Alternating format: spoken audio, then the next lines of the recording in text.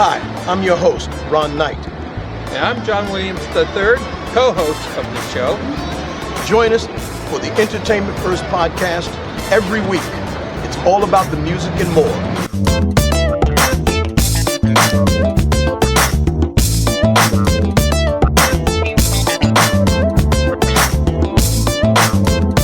All right, we're back, ladies and gentlemen, with the Entertainment First Podcast, where it's all about the music and more. And of course, I'm with my co-host, the one and only, the rumble in the bungle, or the jungle of the bungle, with the beard that's two-tone, the one that's two-tone, and who does, underhanded jokes, the one and only Mr. John E. Williams. I. It's funny that you guys have the same last name, right? Is this your, he must be the black sheep of the family. John Williams. Not common. We can't talk about that, okay? And tonight, ladies and gentlemen, our second guest on our show tonight is the lovely Miss Alia Williams, the Electric Pop Music Artist. How you doing, Alia? Woohoo! I'm doing just famously over here in Australia. Did we catch you off guard? Yes, well, I thought it was only an audio thing. I didn't realize it was a video, No, so I didn't. we don't be playing around. We don't play around over here. This is real. This is real. Just been to the gym. You just came back. Yeah, so I've been working out. Trying to stay in shape for that when you get that performance coming up, huh? That's right. That's what you got to do. You got to do that. Loving the endorphins. Oh yeah, Performance coming up. So tell me, what are you working towards now at the moment? At the moment, I'm actually working on a new EP, which is very exciting. Right. I'm going to spin it into a little bit more of a rock flavor with my electronic pop. All right. And so it will be more geared towards live instruments, which is very important, I think, for me. And also these days, up and coming, like we really want to bring the live music back. So I'm doing that, and I'm working on a launch. So I'll be having a launch probably around March next year. So I'm just working towards that. Oh, good. I'm glad to hear that. And I think the last conversation you and I had, you did hold on to that $25,000, right? Oh, I did. Good. I'm glad. If you had told me you had gone with that, I'd come through this podcast and get you. That was so scary. But thankfully I'm not that silly. No, well, good. Yeah. That's very, very good. Because this industry has changed dramatically. It really has. Most of the stuff that you do now is you can really do it yourself. If you focus on it, you can really do it yourself. And so that's good news. I'm glad to hear that, because I had discussed that with some other people, and but I didn't think that you would actually do it, but it was that little bit of thing that I thought maybe because you wanted to be in the United States that would be some of the expense that you would have to go through anyway. Right. Well, yes, but it didn't work out. And you know what? Even if it was legitimate, at the end of the day, when COVID hit, it all would have fallen to pieces anyway. So. Yeah, at the end of the day, it would have. Man, it was meant to be. Yeah, it was. You got saved. Yeah. You got a question for me, John? did. So what first got you into the industry? What got you interested? My Papa Bear. That's right. My dad is a musician. He's an incredible singer and bass player. Okay. And so he writes his own music and has his own bands and does his own performances, and TV work and that type of thing. So it's in the blood, pretty much. I grew up with music. Do you know that the guy who was on just before you was Marshall Thompson? And I asked him about your dad. Oh, really? Yeah, because he was from the Shylights. And your dad played with the Shylights. I see. And he said, yeah, I remember him. Yeah, he said, I do remember him. Because Doug would have been with him when you were born, as a matter of fact. Because that's right, it was before you were actually born, because they came to Australia in the early 70s. So And I asked Marshall, I said, hey, do you remember Doug Williams? And he said, yeah. He said, yeah. I said, he would have been with you in Australia. And he said, yeah, I remember. Yeah. They're still going. The Shylights, tell your dad when you see him that the Shylights are still going. And that Marshall Thompson, I interviewed on my podcast. As a matter of fact, you can actually tell your father I want to have him on my podcast. Yeah, for sure. You know? I'm going to see him this afternoon, so yeah. Okay, yeah, tell him I'd like to have him on my podcast. Yeah. So let me ask you something. What's the music industry right now, with no holds barred? Tell me exactly what it's like right now for the majority of musicians in Australia right now, which it's got to be the same as here, which is nil. Yeah, look, it's pretty quiet. I have to say that. Things are starting to rehash though. Well, you're in summertime too, right? Yeah, things are starting to open up here because we were actually quite lucky and we didn't have to go into full lockdown for very long. Right. I mean, in Sydney, in New South Wales. Victoria, they did. Victoria, yeah, they got smashed. Yeah, they got smashed. We were actually, we were actually okay here. Well, is your sister still in LA? Yes. They're getting smashed. Yeah, that's right. They're getting smashed. And as a matter of fact, John's from San Francisco, and they're getting smashed. Oh yeah, that's supposed to be there next week, and as of Sunday, they're on a 24-hour lockdown for 3 weeks straight.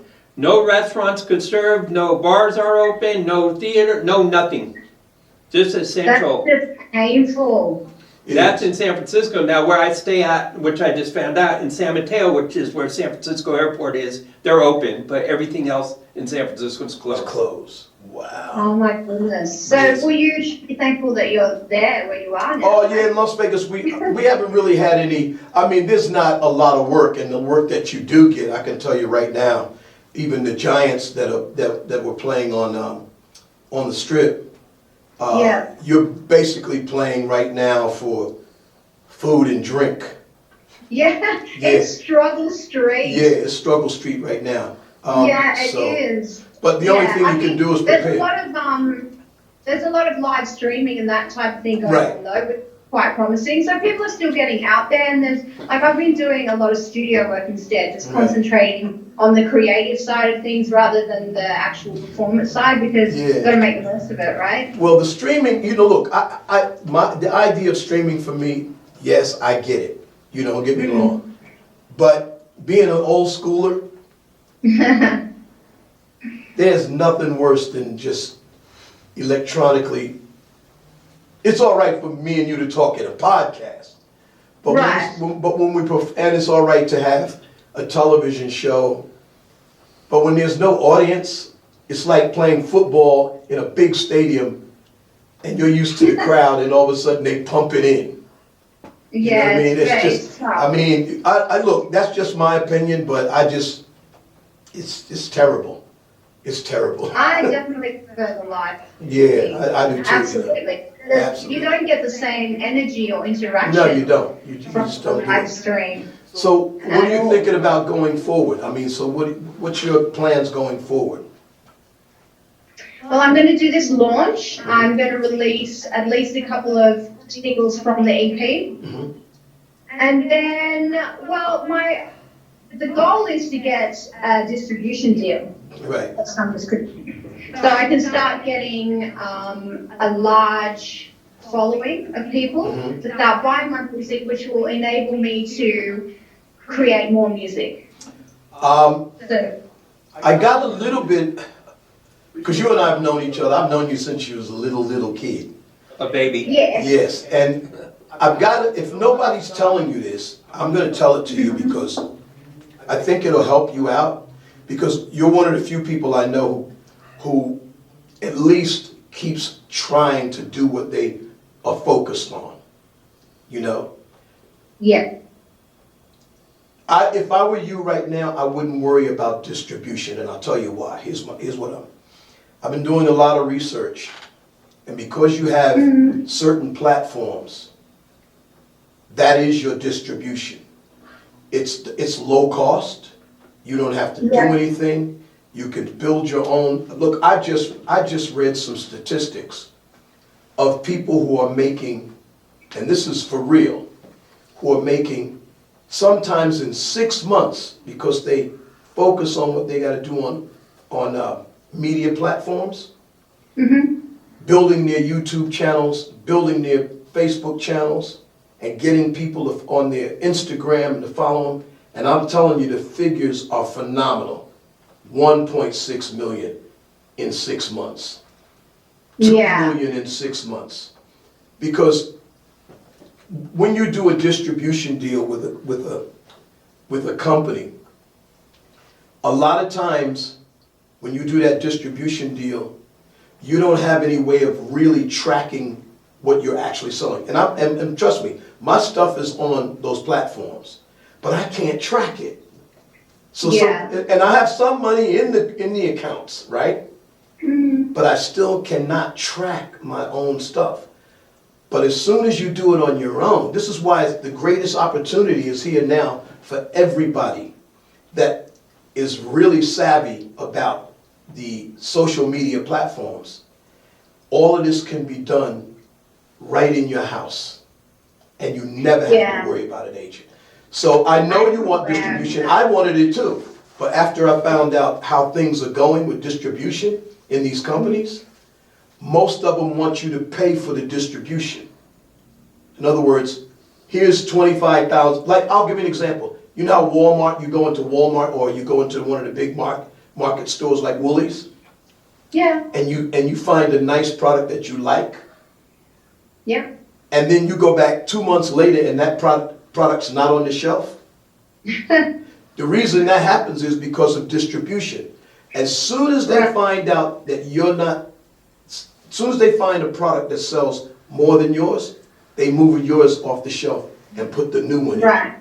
So that's a downfall in distribution, because somebody come by doing similar genre music for you. It's not easy, but it's focused and it's possible, because this is the first time in the history of the music industry that artists can now do whatever the big distribution companies did. And most of the distribution companies are going out of business. So if I was you, I'd go down that alley, because you've got the energy. You still got the energy. Yeah. Well, I'm still doing it that way, but I'm kind of like, I like a quick way. Well, if you sell on your own, you won't have a problem for them coming to you and asking you, can they distribute the music? That's what I'm saying. Yeah. And then when you do that, you can automatically say, hey, why should I give you 50 cents on every record when I sold all of these on my own? Now I'll do it for 85 cents per record, okay? But if I come to you and I've already sold this, see, now they know that they gotta give you a good deal. They gotta give you a good, just taking a page out of MC Hammer. That's how he did it. He sold all those records out of the back of his car. I have to figure out a way of building that type of thing, because it is a very slow process. Like, I've been at it for a while, and it's converting the fans into the sales. Yeah, but you're already in marketing, so you know how to do it already. You really know how to do it already. Yeah, I know. Like, I am still sticking at that. Yeah. But yeah, it's tough. It's really tough. Like life didn't say it was gonna be easy for you to be a star. Huh? Life didn't say it was gonna be easy for us to be stars. No, I know. Stars are earned. When they finally see you out there, they're gonna say, man, see you. They won't be able to say to you or me or John that they got famous overnight. Ha! What a joke. I did. Yeah. You know what I'm saying though, right? Yeah, I did after 20 years. Then I woke up the next day, and that was the day. That's right. After 20 years, then you woke up and then it happened. Yeah. So what's the biggest lesson you learned in your industry? The biggest lesson? Yeah. Oh, that's a tough one. Probably to hold at least 95% of your cards to your chest, because There's a lot of sharks out there. That's right. They'll be peeking at the cars. Industry, it's very, very few people that you can trust, and that's honest. I'm thinking it in my head while you're saying it. Yeah. Unfortunately, at least you've learned that. At least you finally learned it. Say that. Yeah. But it's the truth. But at least you finally picked it up. At least you finally picked it up, I'm telling you, because it's true. It's true. Because everybody's got a rap. Everybody's got a rap. But the best that's thing right. And it's a bit of a dog-eat-dog industry. Everyone's climbing to get to the top. Yeah. And there's a lot of people out there that will just use and abuse and tread all over you to get where they want. Yep. And then they'll dump. You end up getting stuck in the middle of it. Yeah, and then when they get to the top, then they dump you, and it's like, okay. They take the money. Exactly. And they take the money. And they take It's the like money. I love it so much. Like my heart. Look. So I could tell we're probably half brother and sister somewhere there, because I have that same heart. Well, I have that same heart too. So. Yeah. Yeah, I keep telling them. When you're an artist, and it really is in you to be an artist, that you don't really have a choice in the matter. No, you you just don't. got to do the best you can. But you can't to do what you love. But you can't keep letting people stomp on you. Well, that's right, exactly. Eventually you gotta wake up. If it wasn't in me so ingrained, like a part of my DNA, then maybe I'd choose to be a real estate agent or like something like that. That's you know? right. If you see, we were talking about something the other day, and that was business. There's music, and there's the music business. Yes. If you have a heart, then you need to not get into the business. Right. Business is not emotional. It's just business. No. That's all it is. Yeah. The art of it is emotional. It's the internal, manifestation of the artist's feelings. That's right. To what do people want? How do I please people? You see what I'm saying? But the business is, hey, I don't want to hear it. You got the money? You got the money? And that's it. That's the bottom line. That's why artists get ripped off, because the businessman is sitting up there saying, wow, I got me a commodity here. I can make money. And you don't have to be a genius to know how to make money. Some of the poorest and the dumbest people know how to make money. Why? Because they don't put their heart in it. They have no friends in business. And that, unfortunately, when you're going to be a star of some real stature, like an Aretha Franklin on it. See, these women were real savvy because they went through all the hard knock. And so they came to the point where they said, you know what? I got to do this deal myself. And then, That's right. Yeah, and you got to do the deal yourself, So, So let me ask you, beside you having to sit back and watch everything right now as it unfolds, because this is about the music and much, much more, as you keep yourself physically fit to go back on stage, I got one question to ask you. It's not political. Are you going to take the vaccine? Oh! Well, that's going to depend on whether I want to travel or not, I think. Like, if it becomes compulsory to have the vaccine to travel, then I have to say yes. Like how? Yeah, I think most people in our position are saying that to themselves. But here's what my advice is. Take it 6 months after everybody else is taking it. Take it 6 months after everybody else is taking it so you can check it out. That's what I said too. Well, Because I want to see the box that it came, like the manufacturer's box, and make sure there's no like chips or fetal tissue or whatever. Here's what they're saying here. It will become available, but they're not going to force people to take it. Okay, well, that should be fair. That is fair. Because I think when they force you to do it, there's an agenda behind it. Because that's your right to say, hey, I want it, or not. Now, if we choose not to have it and we get it and then we kick, that's our choice. That's right. But nobody will know for at least a year when all the goblins come out from the vaccine itself. You know what I'm saying? Well, here. It's a crazy world at the moment. It's a very crazy world. There's a lot coming to the surface. Oh yeah. Well, here in America, the doctors and people in the hospitals and medical fields getting it first. I want to see what's really going to happen to them too first. We may not have no doctors or no one in the medical field down the road here. You know what I mean?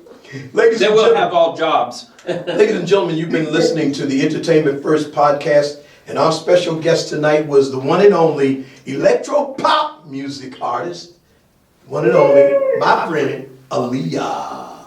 Alia, I want to thank you for coming on my podcast, and we hope to have you in the near future when you do your launch as well.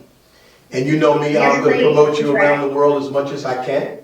And don't forget to tell your pops I want to see his beard on my podcast. I hope you enjoy that summer weather because it's cold here. Yeah, and you enjoy it. It's actually really nice. Ladies and gentlemen, you've been listening to the Entertainment First Podcast. It's all about the music and more. Thank you so much, Alia. Thank you for coming on the show. Thank you so much. Mwah. See you later. Bye. Take care, sister. Bye. Take care.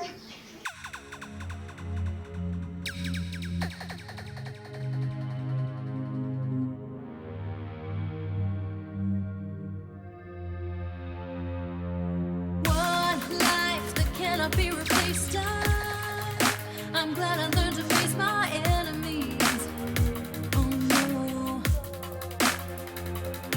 your sworn kiss will never be erased. It's painful to retrace the memories. Oh no,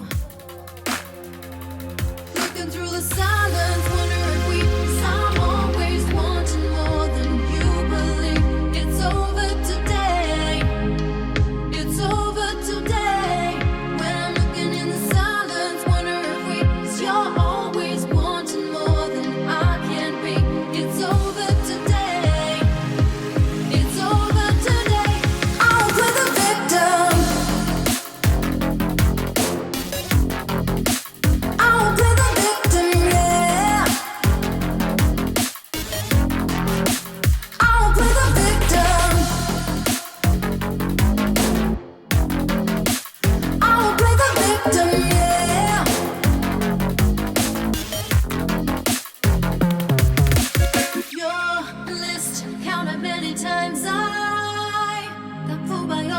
It's clear to see, oh yeah.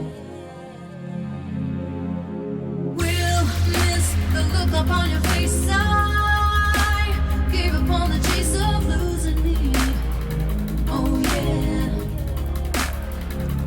Looking through the silence, wonder if we. 'Cause I'm always wanting more than you believe. It's over today. It's over today.